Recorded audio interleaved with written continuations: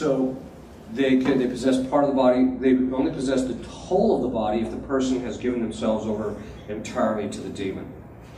It is entirely false that you have to give consent to the possession for it to happen.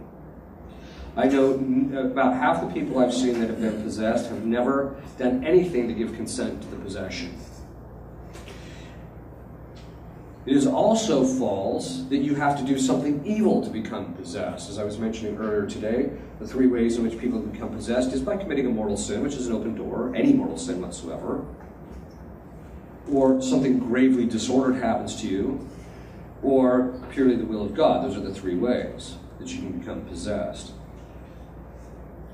There is also another partial and full distinction made in relationship to possession.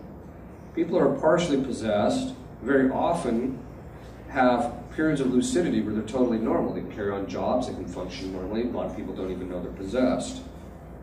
They might think the person's a little odd from time to time, but generally they kind of like the person or they don't see any problem. Whereas full possession, then what happens is the demon is in control all of the time. Whereas in partial possession, the person has periods of lucidity, but then there's periods where the demon takes complete control over it. There is also another misconception that when the demon takes over, it looks like Linda Blair in The Exorcist with her head spinning around. That is not very often, in fact in 99% of cases, that's not what diabolic manifestation actually looks like. In fact, one time, I was assisting an exorcist because he asked me to come take a look at a case he was working on. And it's only because I actually had a case of this myself that I actually realized what I was looking at when I saw this woman. We were about to start an exorcist. The exorcist was trying to communicate or to talk to the woman and get her convinced, okay, we need to start this. And she starts whining, no, I don't want to do this. I'm tired of this. I'm sick of this. It's so painful. Why do we have to keep going through this? Why does God do this to me? This same old stuff, right?